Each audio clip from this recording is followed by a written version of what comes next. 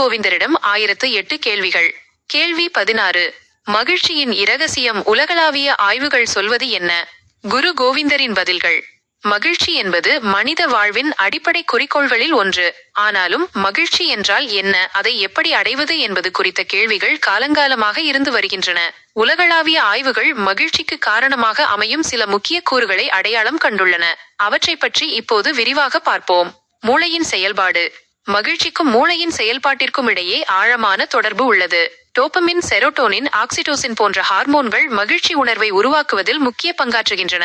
உதாரணமாக, டோபமின் ஒரு வெகுமதி ஹார்மோன். இது ஒரு இலக்கை அடைந்ததும் அல்லது ஒரு இன்பமான செயலில் ஈடுபடும் போதும் வெளியிடப்படுகிறது. செரோட்டோனின் மனநிலையை கட்டுப்படுத்துகிறது, மேலும் இதன் குறைபாடு மனச்சோர்வுக்கு வழிவகுக்கும். ஆக்சிடோசின் என்பது காதல் ஹார்மோன் என்று அழைக்கப்படுகிறது. இது சமூக பிணைப்புகள் மற்றும் நம்பிக்கையை மேம்படுத்துகிறது. இருப்பினும் இந்த ஹார்மோன்களின் செயல்பாடு பெரும்பாலும் தற்காலிகமான மகிழ்ச்சி உணர்வை மட்டுமே தருகிறது. ஒரு குறிப்பிட்ட இன்பம் கிடைத்தவுடன் ஹார்மோன் அளவு குறைந்து அந்த மகிழ்ச்சி மறைந்துவிடும். இதுவே சில சமயங்களில் ஒரு தொடர்ச்சியான தேடலுக்கு வழிவகுக்கிறது. பொருள் மற்றும் வசதிகள். பொருள் மற்றும் வசதிகள் மகிழ்ச்சியை அளிக்கின்றனவா என்பது ஒரு முக்கியமான கேள்வி. ஆய்வுகள் ஒரு குறிப்பிட்ட வரம்புக்குள் பொருள் வசதிகள் மகிழ்ச்சியை தருகின்றன என்று கூறுகின்றன. அதாவது, அடிப்படை தேவைகளான உணவு, உடை, இருப்பிடம் போன்றவற்றை நிறைவு செய்ய பணம் அவசியம். இந்த தேவைகள் பூர்த்தியாகும் போது ஒருவித பாதுகாப்பையும் மன அமைதியையும் பெற முடியும். ஆனால் ஒரு குறிப்பிட்ட வருமான நிலைக்கு பிறகு கூடுதல் பணம் அல்லது பொருள் வசதிகள் கூடுதல் மகிழ்ச்சியை தருவதில்லை. மாறாக, பொருள் தேடல் அதிகரிக்கும் போது மன அழுத்தம், போட்டி மனப்பான்மை மற்றும் அதிருப்தி கூட ஏற்படலாம். பணக்காரர்கள் பணக்காரர்களாகவே இருக்கிறார்கள், ஆனால் அவர்கள் மகிழ்ச்சியாக இருக்கிறார்களா என்ற கேள்வி இங்கு எழுகிறது.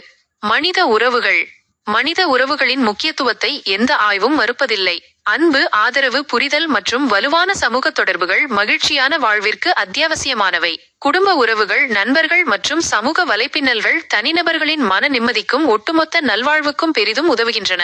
நாம் மற்றவர்களுடன் பேசும்போது, நமது உணர்வுகளை பகிர்ந்து கொள்ளும்போது, ஆதரவை பெறும்போது அல்லது வழங்கும் போதும் மன அழுத்தம் குறைகிறது. இருப்பினும் உறவுகள் புறச்சார்புடையவை. அதாவது, நமது மகிழ்ச்சி ஓரளவுக்கு மற்றவர்களின் செயல்பாடு மற்றும் அவர்களுடனான நமது தொடர்பை பொறுத்தது. உறவுகளில் ஏற்படும் சிக்கல்கள் அல்லது முறிவுகள் ஆழ்ந்த துயரத்தையும் மன உளைச்சலையும் ஏற்படுத்தலாம்.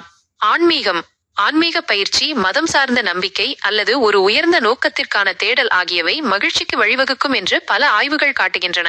தியானம், யோகா போன்ற ஆன்மீக பயிற்சிகள் மனதை அமைதிப்படுத்தி உள்ளுணர்வில் ஒரு நிலையான அமைதியையும் மன நிம்மதியையும் உருவாக்குகின்றன.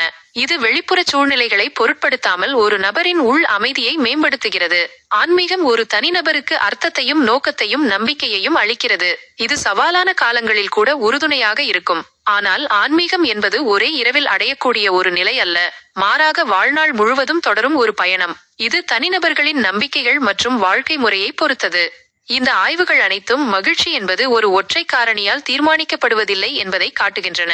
மாறாக, அது மூளை செயல்பாடு, பொருள்நிலை, சமூக உறவுகள் மற்றும் ஆன்மீக ஈடுபாடு போன்ற பல கூறுகள் ஒன்றிணைந்து செயல்படுவதன் விளைவாகும். இவை ஒவ்வொன்றும் தனித்தனியாக மகிழ்ச்சியை தரக்கூடியவை என்றாலும் அவற்றின் ஒருங்கிணைந்த விளைவே உண்மையான மற்றும் நீடித்த மகிழ்ச்சிக்கு வழிவகுக்கும் என்பதை நாம் புரிந்து கொள்ள வேண்டும். ஆகையால் உலக மக்கள் அனைவரும் நெற்றிக்கண் தியானம் செய்து உங்களை நீங்கள் அறிந்து கொள்ளுங்கள். உங்களுக்கு இருக்கின்ற மகிழ்ச்சியை அனுபவியுங்கள்.